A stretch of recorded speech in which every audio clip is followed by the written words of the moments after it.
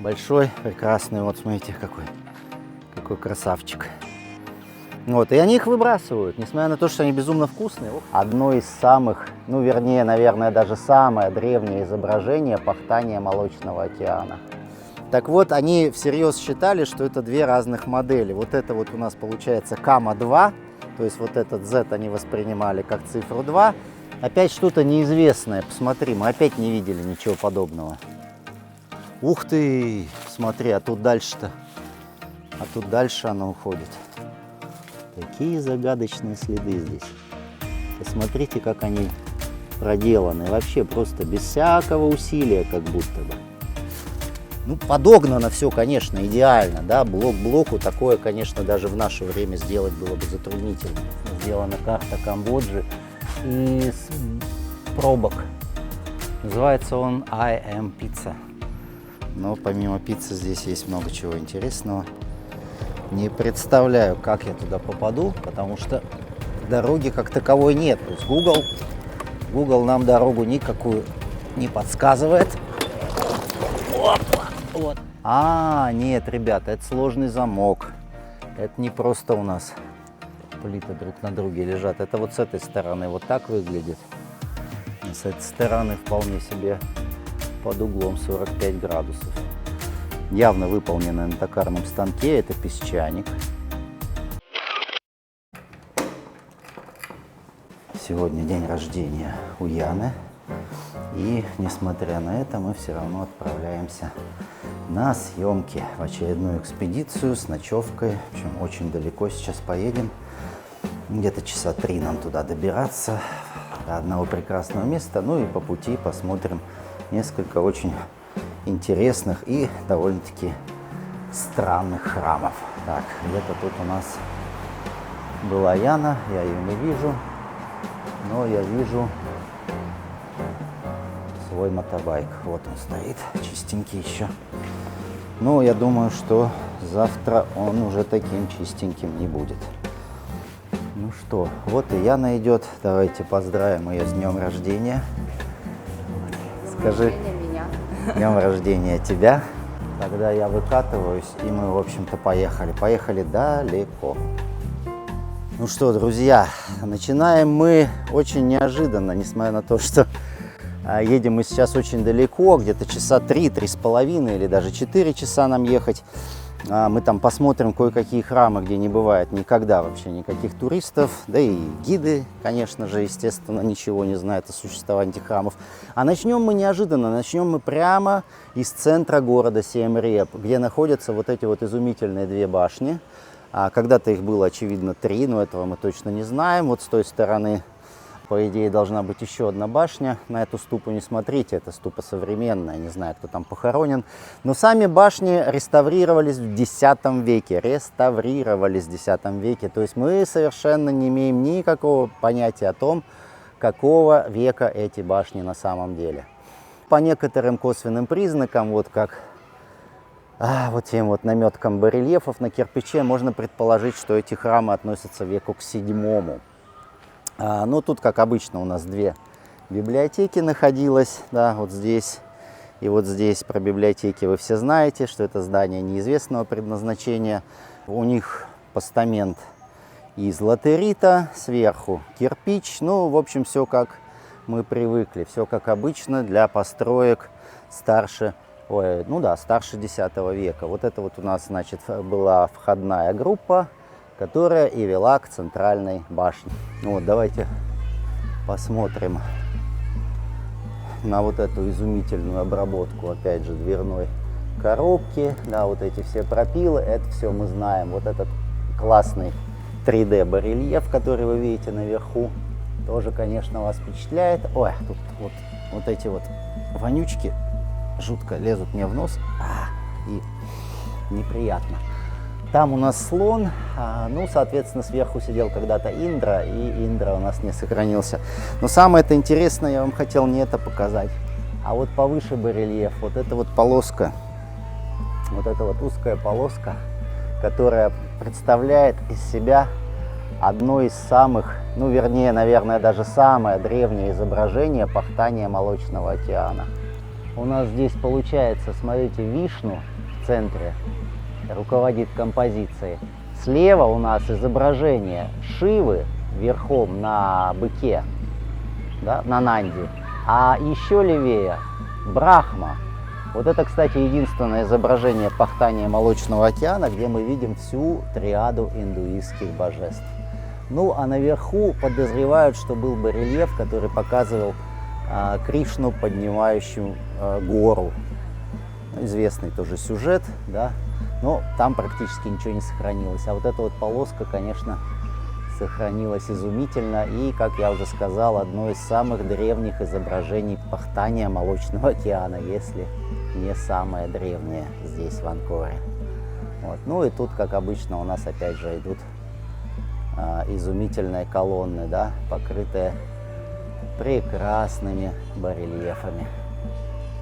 Вот такая вот изумительная красота. А мы будем двигаться дальше, потому что мы только начали, в общем-то, да. В общем, у Яны вот такой замечательный день рождения проходит. Я думаю, она очень рада этому. Не надо сидеть дома, да, а можно отправиться в очередную тяжелую экспедицию. Но сегодня будет действительно тяжело, потому что жарища под 40, да. На небе, ну, облачка, конечно, есть, но они эпизодические и никак нам не помогут. Вот, находимся мы сейчас на территории монастыря, тут и школа, и монастырь. Ну, и, в общем-то, пожелаем нам счастливого пути. И можете поздравить Яночку. Я понимаю, конечно, что это видео выйдет сильно позже, чем сегодняшний день, да, скажем так.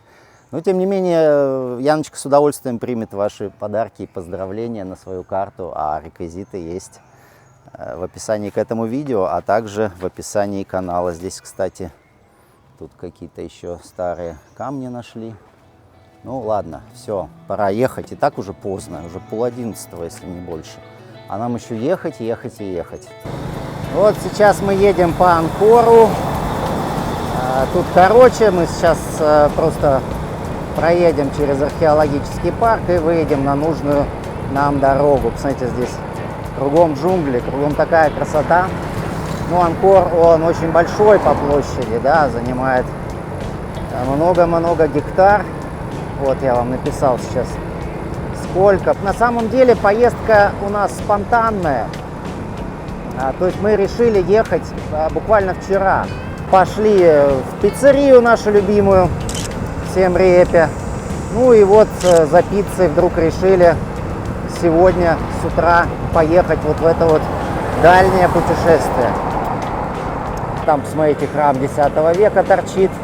Ну, тоже 10-го, не 10-го, да, похожий храм мы только что видели в городе, да, и он датируется более ранними веками. В Камбодже ездить нужно очень аккуратно и всегда следить за остальными участниками движения. Особенно опасны бабушки на мотобайках и водители на Лексусах.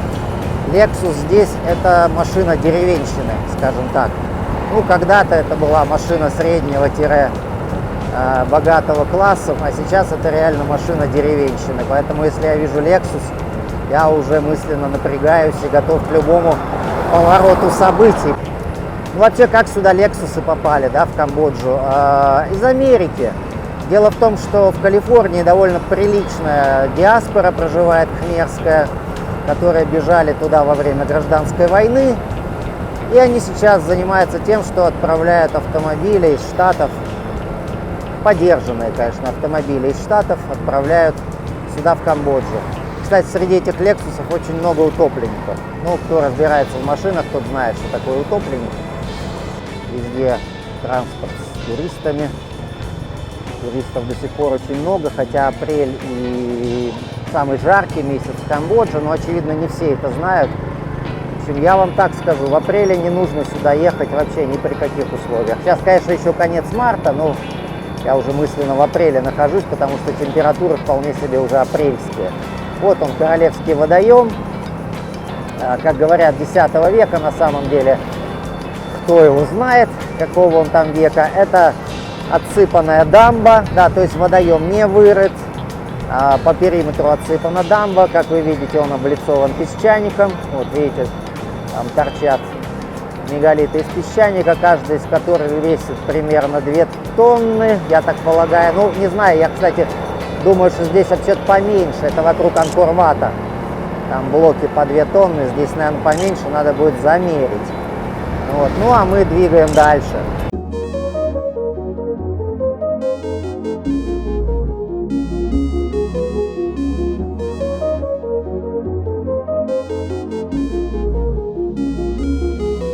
Вот сейчас мы проезжаем мимо большой пирамиды Преруб X века. Она считается, ну, в общем, датирована X веком. На самом деле, опять же, никто ничего не знает. Пирамида гигантская и обстроена вот этими вот башенками. Сама пирамида из латерита, башенки из кирпича. Но башни, конечно, тоже колоссальные, колоссальные. Но кругом следы недостроя, как и во многих других храмах. Там где-то у нас Яна едет. Видите. Сейчас мы проезжаем сквозь дамбу Восточного Барая. Вот эта вот дамба длиной 7,5 километров на 1800 метров. Посмотрите, какая она широкая. Она была еще и высокая, несколько десятков метров. Она формировала прямоугольный водоем, не имеющий аналогов в мире. Вот сейчас он весь высох, он высох уже несколько столетий назад. Ну, а 1000 лет назад мы бы были сейчас под водой. Так, собака. Собака. Собаки очень расслабленные здесь. Ну, из-за этого периодически, к сожалению, попадают под колеса. Такая вот кхмерская деревушка, живущая за счет туризма. Потому что каждый дом – это кафе, ресторан.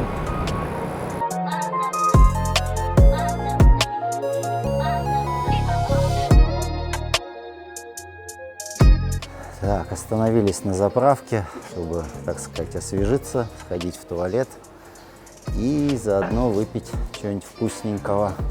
Вот смотрите, тут какой выбор. Обычная деревенская заправка, чего-то только нет. И кофе самых разных видов, и самые разные лимонады, и зеленые чаи, и, в общем, чего только нет. Соды нет. Как passion соды нет? Она сказала. Ну, passion соды нет, но зато есть все остальное. Я буду пить апельсиновый чай. А вот манго, посмотрите, висят везде, висят везде. Ух ты, какие спелые. Какая красота, скажите, какая красота. Ну и валяются они тут тоже. Как у нас яблоки, да, так здесь манго. Никому не нужны. Продаются сейчас, конечно, за 3 копейки. Очень вкусные. Вообще камбоджийские манго, это, конечно, что-то с чем-то. Они очень и очень вкусные и выращенные без применения каких-либо пестицидов. Вот Яна стоит с 20 долларов в надежде, что нам дадут с нее сдачи. А тут, смотрите, вот камбоджийская мебель, типичная деревенская мебель, да, вот такие столешницы шикарные. Маленький какой, посмотрите, и уже гавкает, и уже гавкает, такой маленький, и уже гавкает.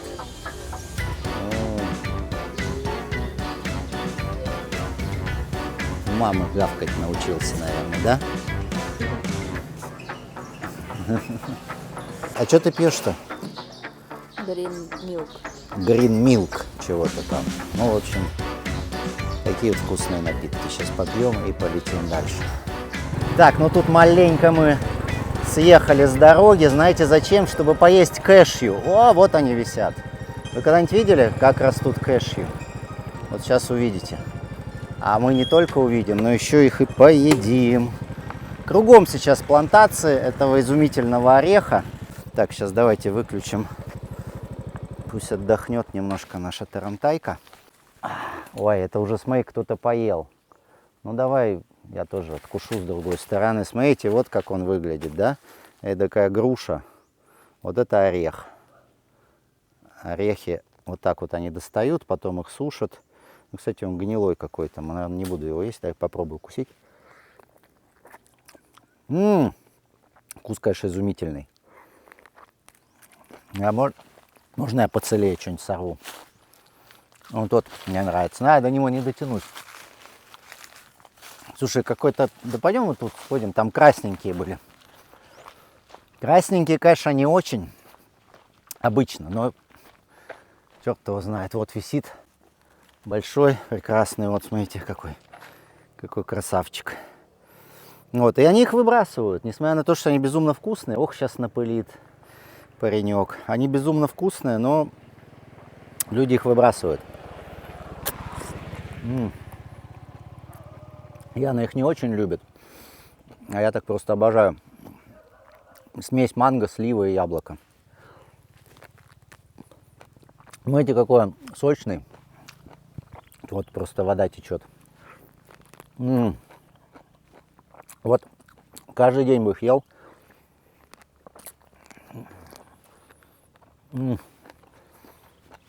Поесть их можно только весной, когда сезон.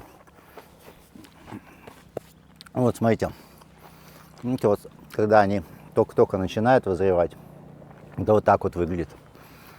А потом это вот так вот уже выглядит.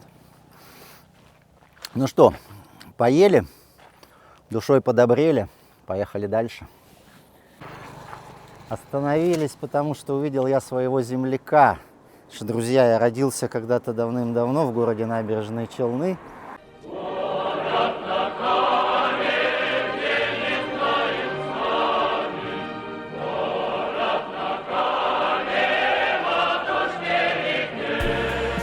И не могу спокойно смотреть на КАМАЗы, если встречаю их в какой-либо стране. Причем, заметьте, вот здесь, видите, написано латинскими буквами КАМАЗ. А в Камбоджу поставлялись два варианта, на которых было написано русскими буквами и на которых было написано латинскими буквами. Так вот, они всерьез считали, что это две разных модели. Вот это вот у нас получается КАМА-2, то есть вот этот Z они воспринимали как цифру 2. Ну, а если это было написано русскими буквами, то нашу русскую Z они воспринимали как 3 и называли эту модель КАМА-3. Это я вам серьезно рассказываю, да, это не шутка. Вот, ну, Яна вот сейчас немножко еще себя помажет солнечным кремом, а мы на самом деле уже буквально в паре километрах от нашей первой цели.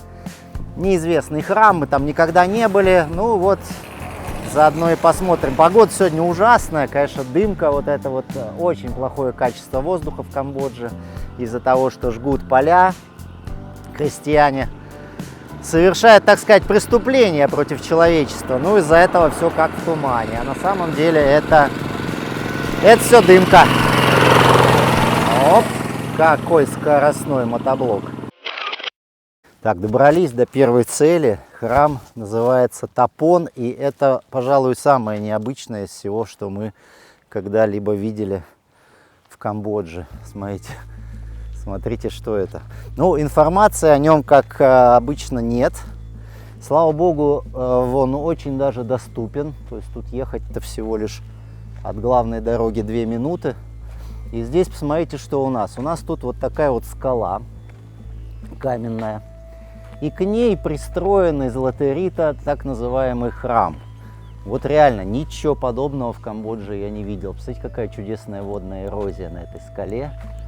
Видно или нет вам? Мне видно. А я просто поближе подойду, чтобы и вам было виднее. Смотрите. Господи, колючки кругом растут, блин. Бесит. Ладно. Вон какая чудная водная эрозия, какие разводы. Кстати, странно, храм построили, ни одного барельефа, я смотрю, на этой скале не нанесли. В общем, короче, конечно, это никакой не храм, скорее всего, а убежище. Убежище людей, прятавшихся от чего-то или от кого-то. Ничего интересного, связанного с этим камнем, не видим. Погода, конечно, ужасная. Да, тут у нас что? Смотрите, какой гриб интересный. Я таких тоже никогда не видел грибов. Ух ты, классный, красивый. Может, это не гриб, какое-то растение? Ну ладно, пошли дальше. Пошли, собственно, в саму, так сказать, пещеру. Ну, то есть, смотрите, скала посреди грубо говоря, саванны. То есть когда-то это была саванна, сейчас тут везде поля, но вообще это саванна камбоджийская. То, что севернее Анкора, вернее, севернее плато Кулен находится, там все у нас была саванна. Вот такие вот кубики из латерита. Латерит — известный вам материал. Да, в Камбодже очень распространен был в строительстве. Его добывают ночью. Ночью он мягкий, под землей. Да, а на солнце он затвердевает и становится вот таким вот мощнейшим, конечно, камнем. Для строительства просто идеальный камень. И камбоджийцы это очень даже хорошо использовали. Эти все его свойства. Посмотрите, какая интересная тут структура. Не знаю, как тут ходить, потому что кругом колючки и ямы. О, ух ты, из песчаника.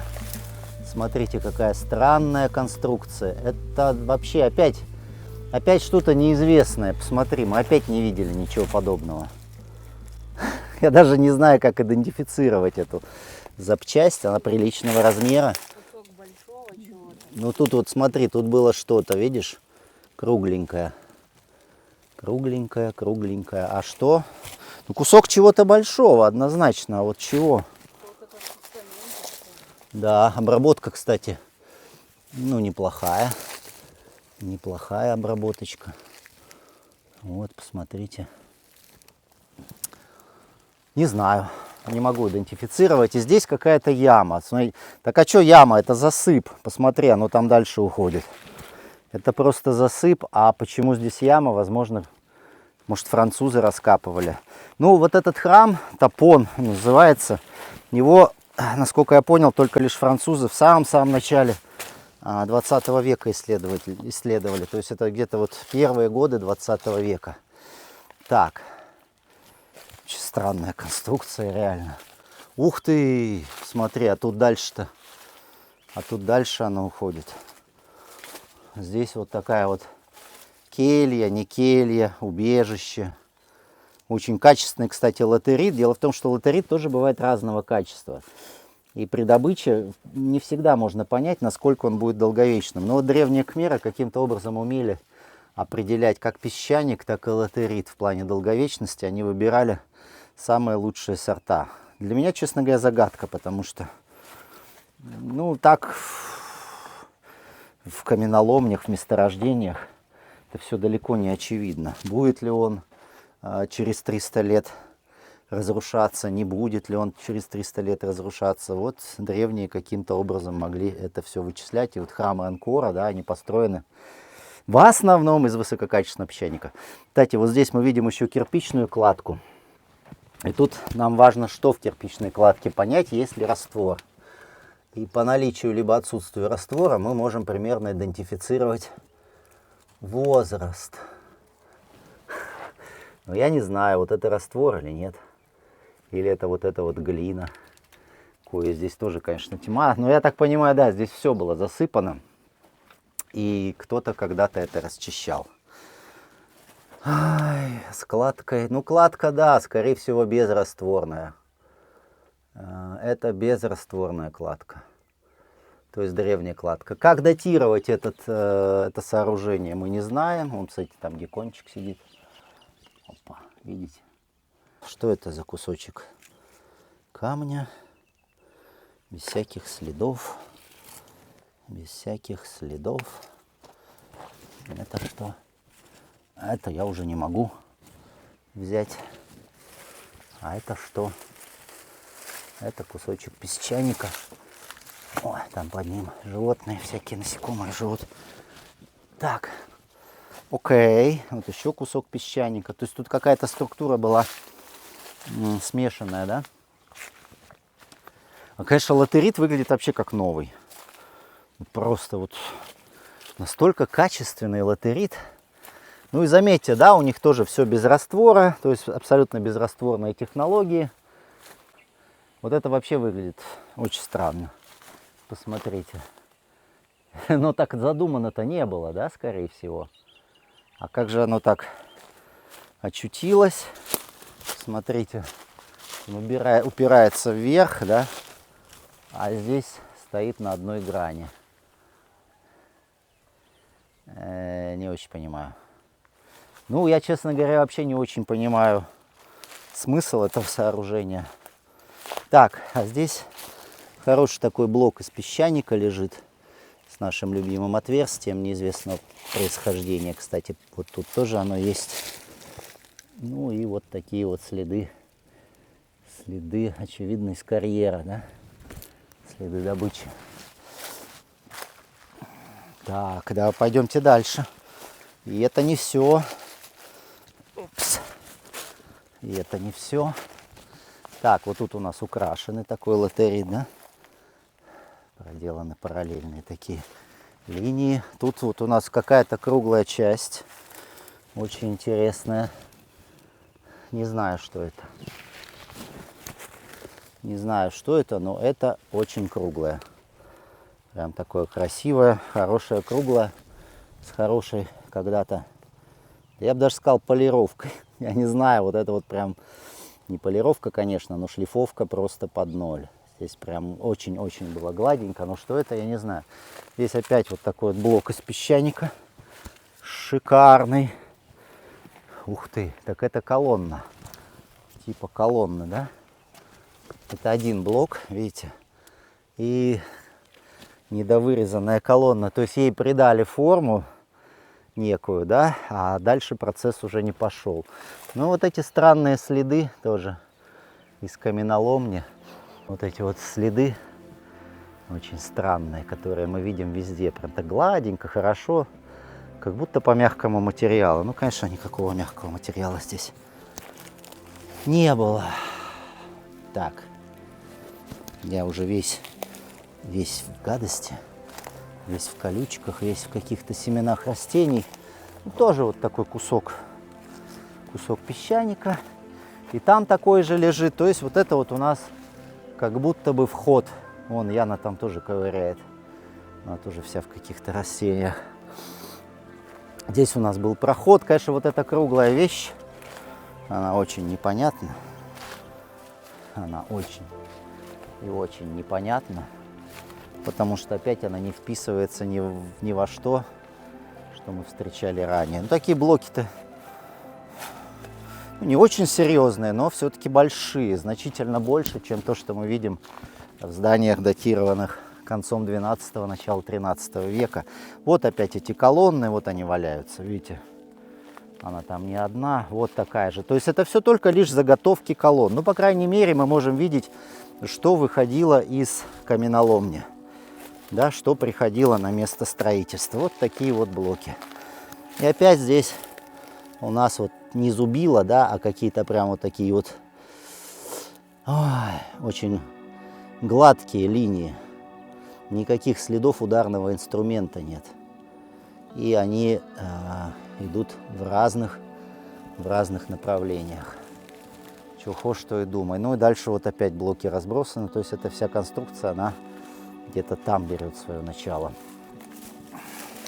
Ни барельефов, да, никаких готовых деталей мы здесь не видим. Тапон называется, да, храм. Я вам уже сказал. Так, здесь тоже кусочек песчаника. И вон там торчит кусочек песчаника. Но никаких ни украшений, ничего нет. И ноги все уже изодраны, искусаны. Ай, надо отсюда валить. Что ж.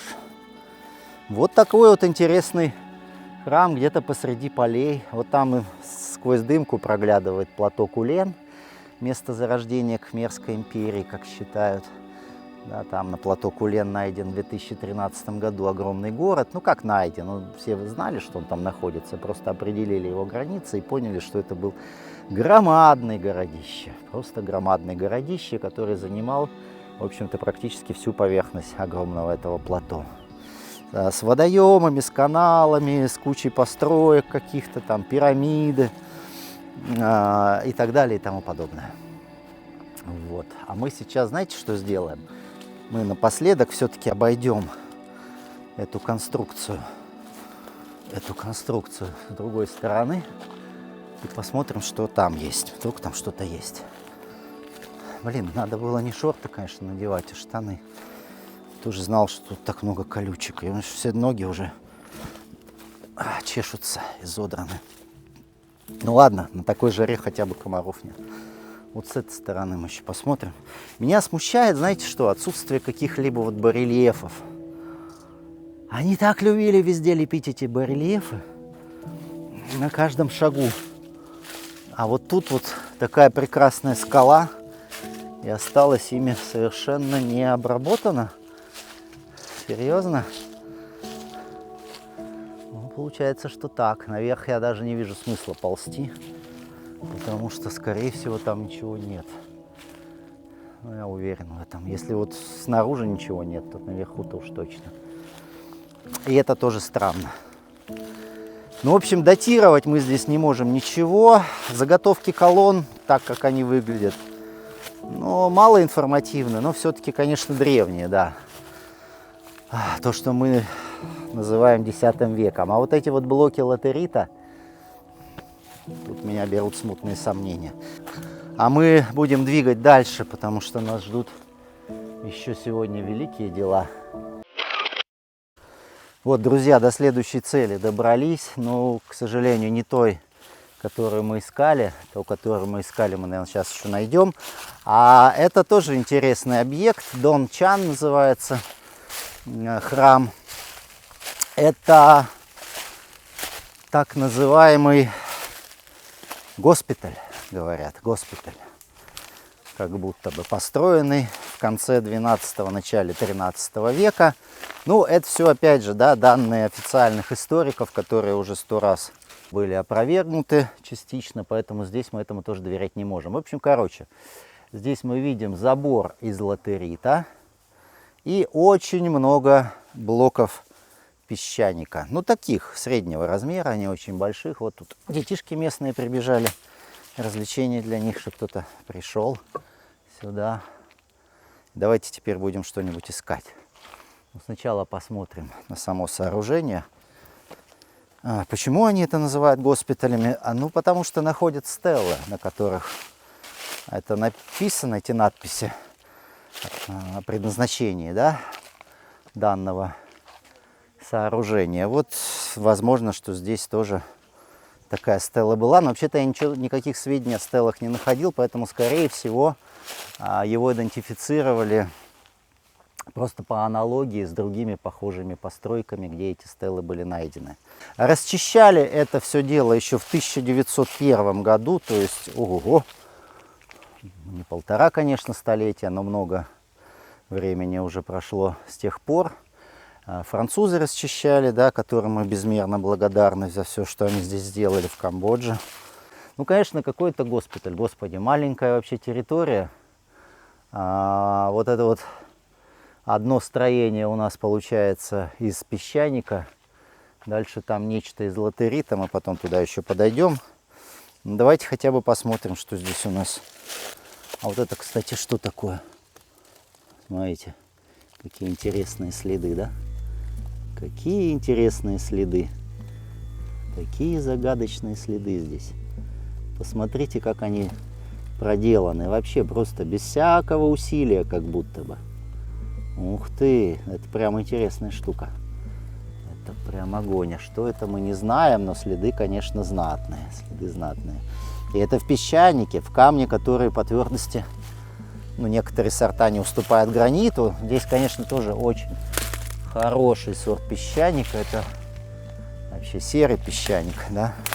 Насколько я понимаю, вот древние кхмеры умели выбрать тот песчаник, который через столетия не эродирует. Ну, действительно, очень мало следов эрозии мы здесь видим, но мы видим какие-то блоки без каких-либо украшений. Тут какая-то пародия на барельеф, либо эрозия уже. Опять эти отверстия, да, загадочные, которые есть везде. Это, кстати, остаток статуи, похоже, какой-то. Что-нибудь там не видела, нет? Загадочно. Фотографии налаживала контакт с местным населением. Наладила контакт с местным населением. Что-то они по-английски не очень. Ну да. Смотрите, заложено заложенная дверь. Тоже непонятно зачем, да, то есть дверь когда-то была, а потом ее заложили. Вот ступеньки здесь, некое подобие ступенек. Вот здесь заложенная дверь. Такими вот блоками. Блоки, опять же, вот здесь идеально обработаны. Прям идеально, да, то есть вот для того, чтобы вставить их сюда. Ай, колючки. Ну, стыки тоже идеальные, конечно. Видите, вот эту вот поверхность нужно было снять. То есть как хмеры делали? Они вставляли блок, а потом срезали. Это мы видим везде, повсеместно. Кстати, дверная коробка очень сильно эродировала, но, судя по всему, когда-то она была тоже хорошего качества, такого, к которому мы привыкли в древних храмах. Ну, вообще это датируется конец 12-го, начало 13 веком, да, то есть время правления Джайвармана VII. Так, что у нас тут? Ну, тут, видите, какие-то только остатки от барельефов, а вот как таковых целых барельефов я здесь найти не могу. Хотя вот тут кое-что есть, видите, небольшие остатки. И опять вот эти вот следы. Ну, тут, кстати, следы ударного инструмента уже. Тут уже, кстати, вот видно, посмотрите, вот сравните с тем, что я вам до этого показывал. Здесь прям как будто зубилом били, вон. Тык-тык-тык-тык-тык, тык-тык-тык-тык-тык, да. Следы.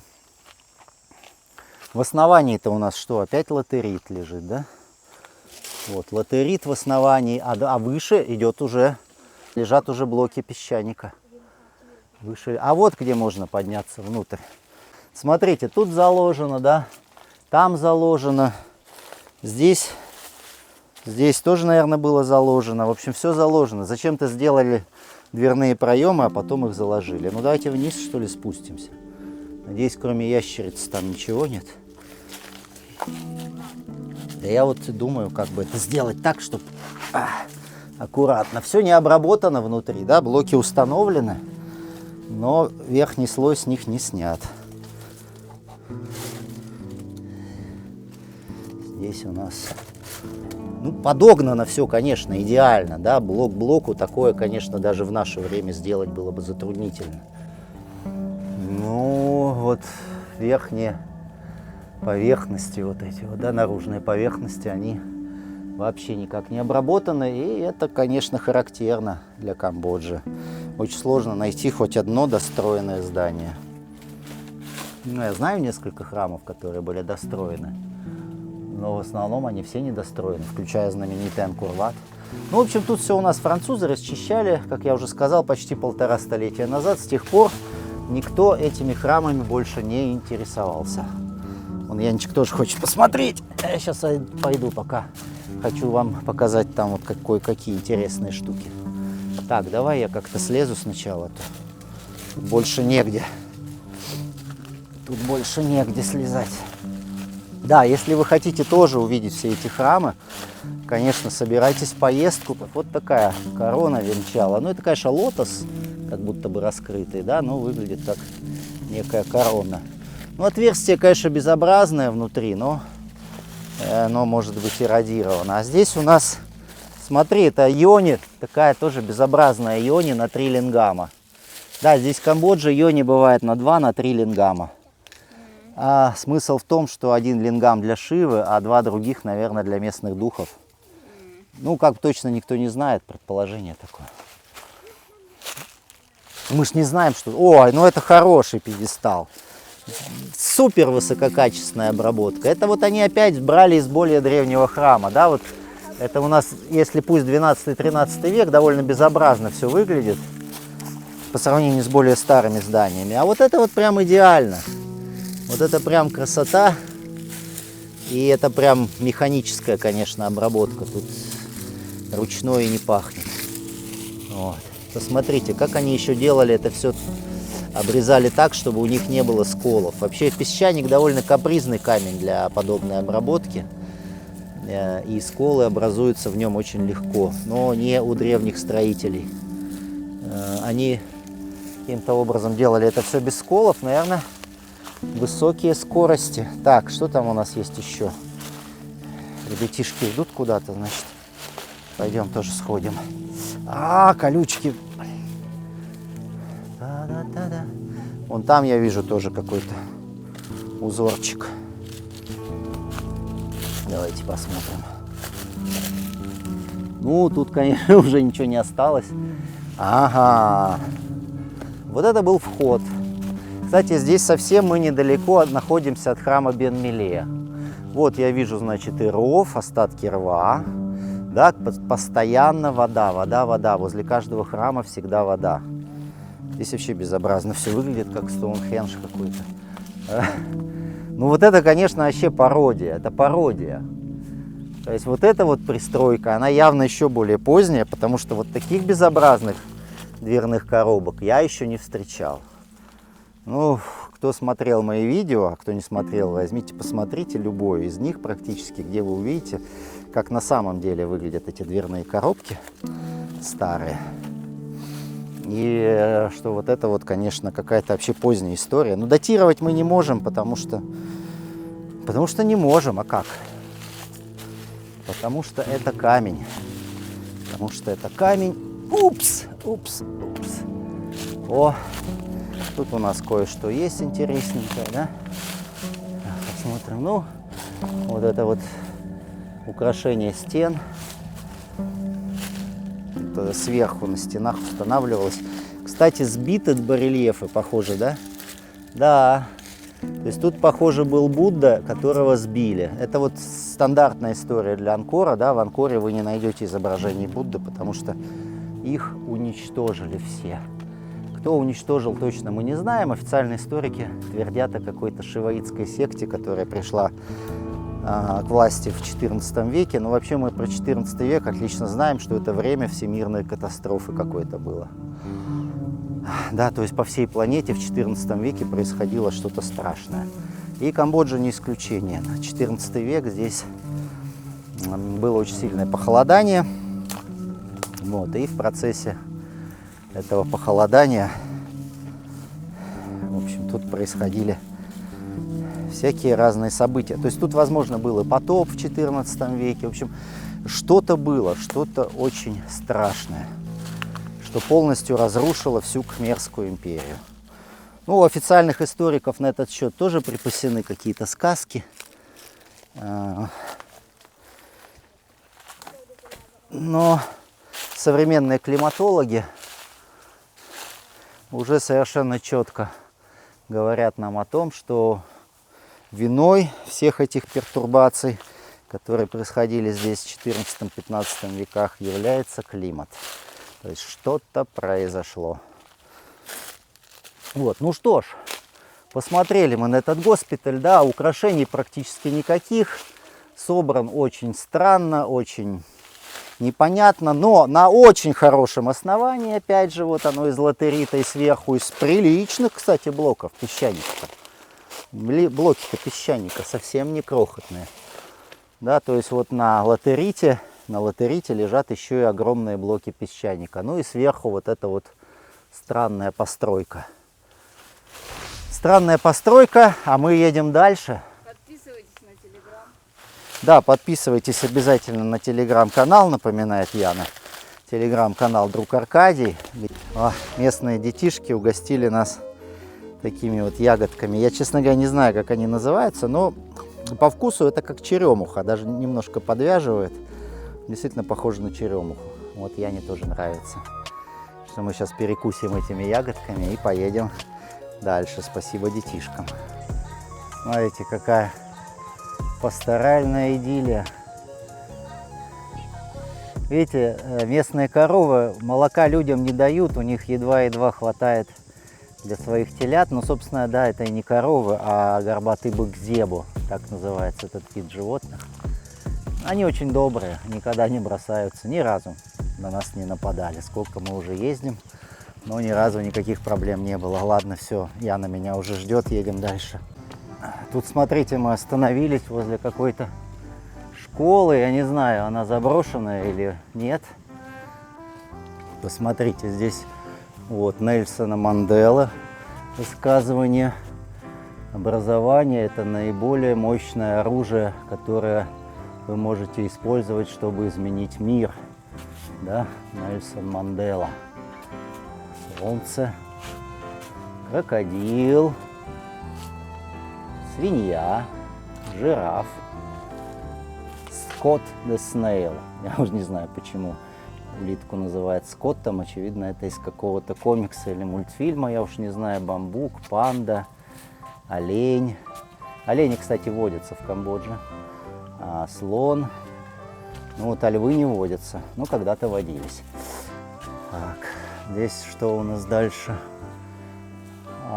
Латинский алфавит. И вот так интересно сделана карта Камбоджи из пробок от бутылок с водой или не, с кока-колой, не знаю. Ну, по крайней мере, вот такая вот карта Камбоджи. Тут у нас пчелы, октопус, то бишь восьминог. А здесь цвета, посмотрите. Ну, интересно, интересно. Ну да, школа действительно действующая, просто сегодня суббота, и она закрыта, а так вот они, учебные пособия, выглядят все вполне себе не заброшенными.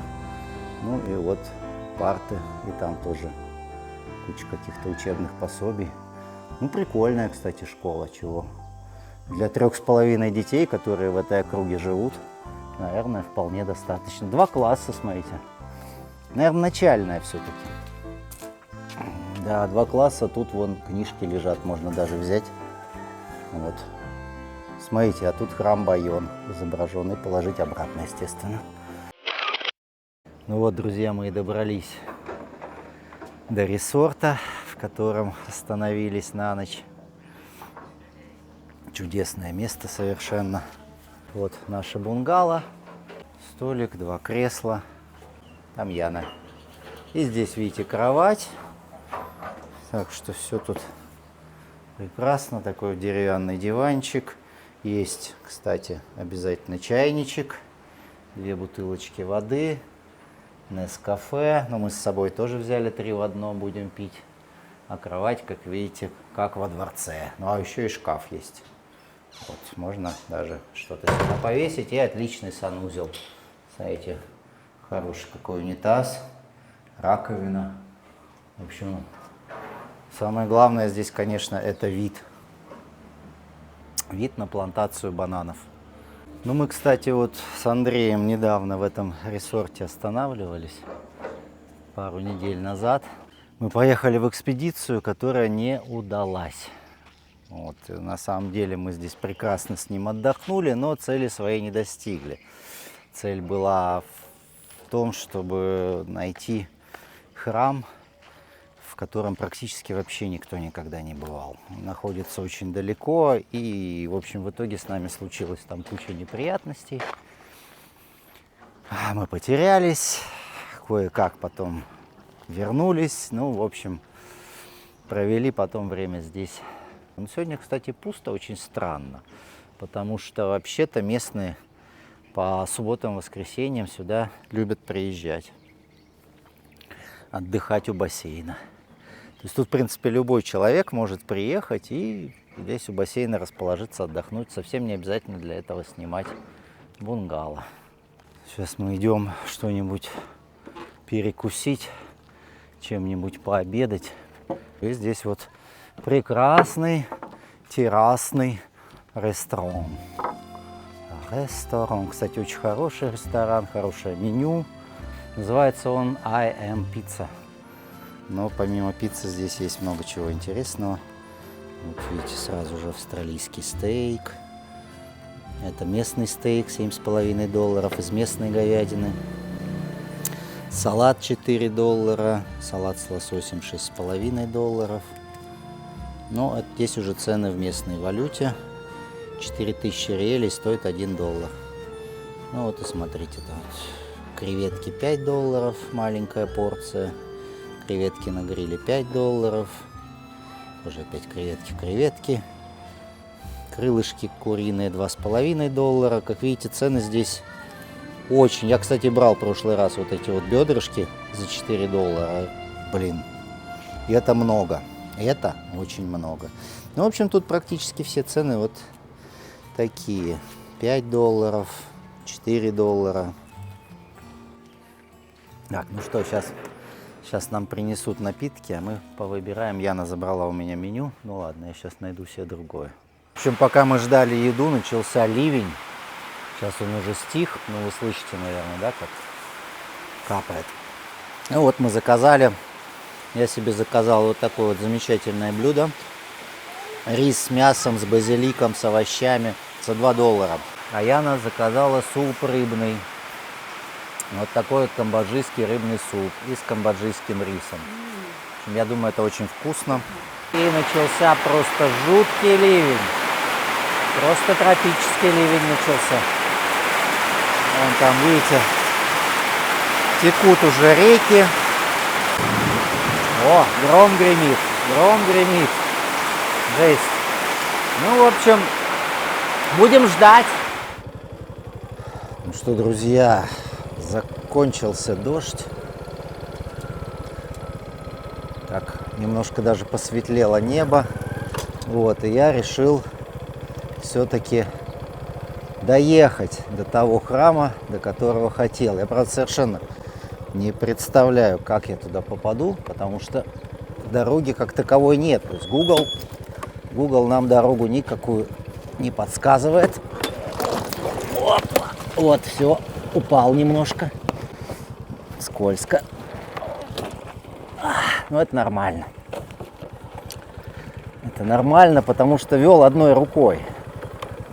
Вот, видите, как оно бывает. Когда ведешь одной рукой по влажной дороге, вот, можно и упасть. А вот это растет черный перец. Черный перец это называют черное золото Камбоджи. Потому что перец, который растет в провинции Кампот, считается вообще самым ароматным на планете Земля.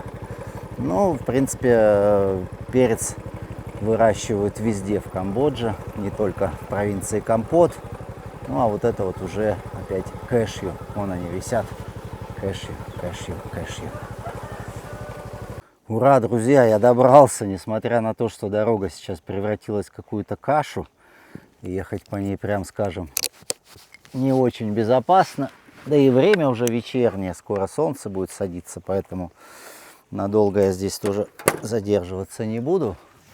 Но я таки добрался до цели. Вот он, этот храм, который называется Дэй Кмао. Кмао значит черный.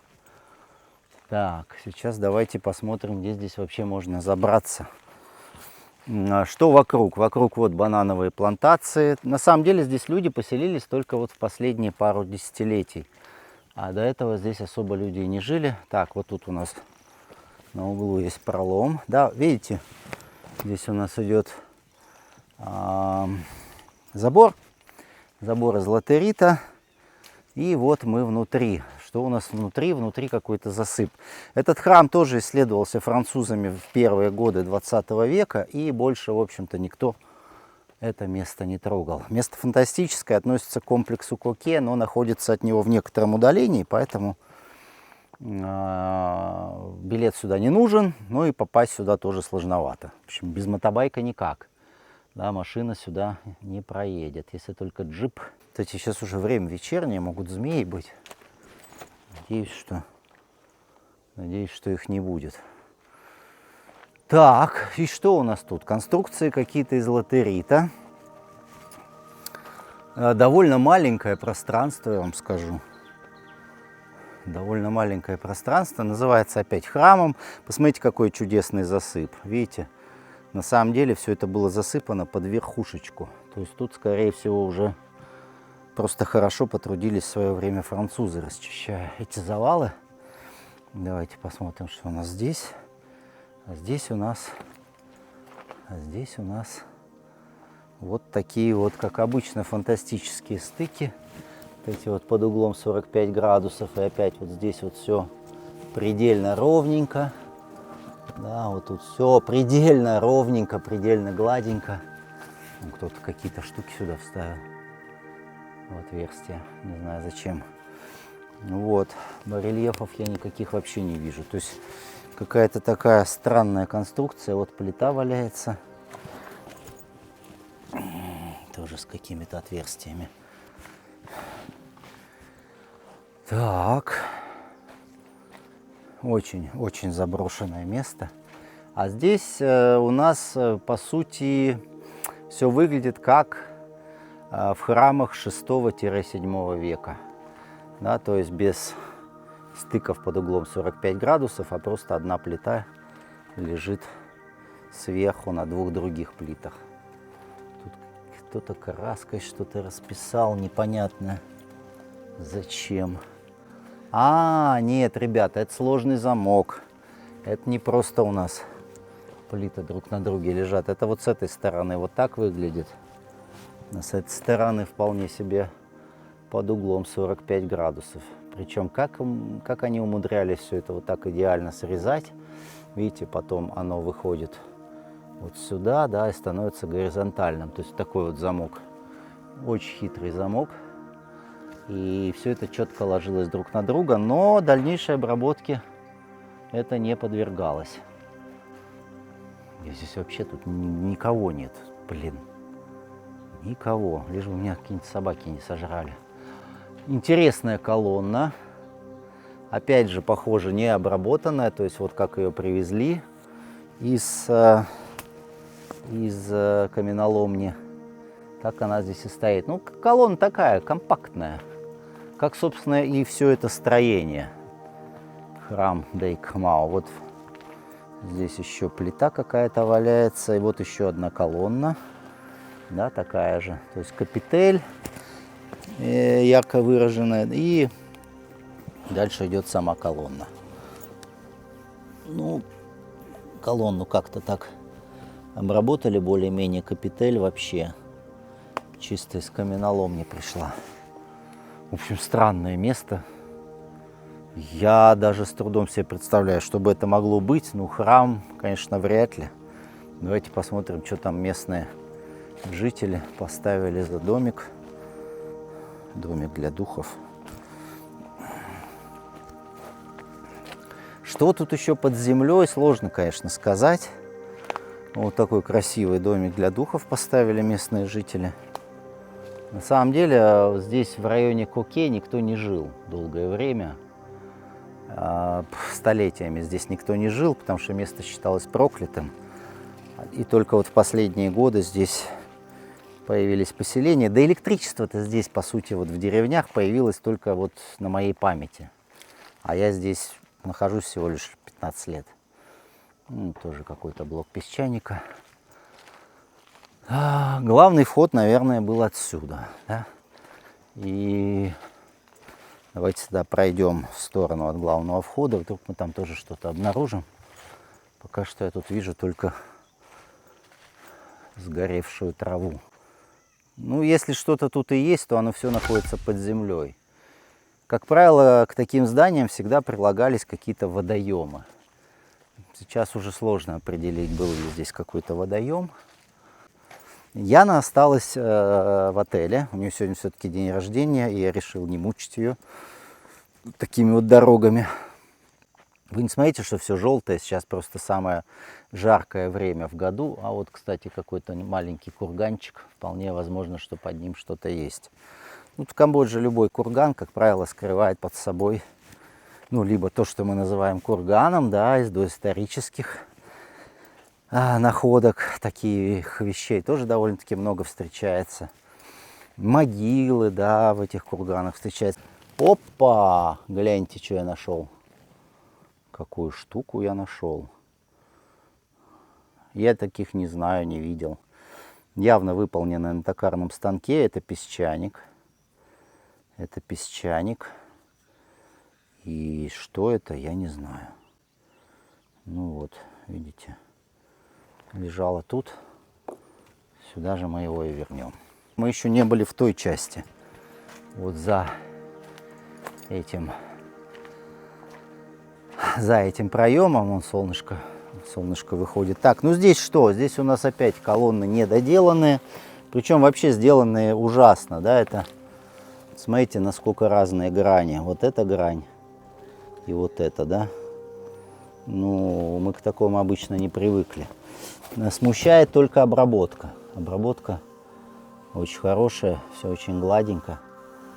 Прям приятно рукой провести. Так, давайте дальше полезем. Вот. И вот это основное, так сказать, помещение. Не знаем, как его характеризовать. Опять вот с такими вот довольно уродскими колоннами. Ну и вот, собственно, замки. Вот так они выглядят, видите? То есть у них были везде замки. На внутренних поверхностях блоков замки. Вот замки на дверных коробках. Ну вот тоже на колонне замок. Ну это такой примитивный просто был, да, такой кубического вида. Вот. Ну все было построено без какого-либо раствора, и все это держится, стоит. Но я не знаю, сколько лет вот этому храму, но если учесть, что он относится к комплексу Коке, ну то 1000 лет-то этому месту точно есть. Так, что у нас здесь? О, а здесь уже приличный такой квадратик. Посмотрите, как он замечательно вырезан. Да, гладенько, чистенько, комары над головой летают, это ужасно. Малярия, лихорадка денге, все, что они разносят, этого всего надо бояться. Ну и вот тут какой-то интересный тоже блок недообработанный. Опять вот здесь все гладенько, чистенько. Слушайте, ну вот реально, вот как шелк. Когда гладишь вот эти поверхности, они как шелк. Ну вот, а теперь давайте туда заберемся, и там видите, что все не обработано. Как пришлось каменоломне, так и осталось. Ну что, мы постоянно видим признаки какого-то вторичного использования. По-другому это невозможно объяснить. Еще знаете, что меня всегда настораживает во всех этих зданиях, по которым я хожу? Толщина стен. Очень толстые стены. Посмотрите, довольно-таки маленькое помещение здесь внутри находилось. Уж что там было, мы не знаем. Вот дверная коробка, видите, вот она. И дальше вот совсем маленькое помещение. И толщина стен. Она всегда потрясает. Такое ощущение, что это все-таки были не храмы, а какие-то технологические сооружения, в которых было нечто, с чем человеку было небезопасно контактировать. И поэтому такие толстые стены. Ну, я не знаю, как это по-другому объяснить, потому что иногда встречаются кирпичные башни, которых толщина стен, толщина каждой стены, наверное, больше, чем пространство, которое эти стены окружает. И это очень странно. Ну, в общем, вот такой вот интересный объект, который мы вам хотели показать. Место очень странное. Ну что ж, я тогда возвращаюсь в отель. Там уже меня ждет Яна. Продолжу съемки уже завтра. Только отъехали мы от нашего ресорта, и у Яны лопнуло колесо. Вот, видите. Сейчас мы его чиним.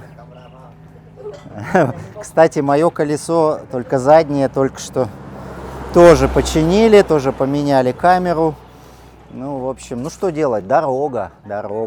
Рассчитывали мы на то, что мы еще сегодня много поснимаем, но, судя по всему, мы сегодня будем не снимать, а всего лишь ждать, пока починят наших коней. Не правда ли весело? Нет? А мне кажется, что весело.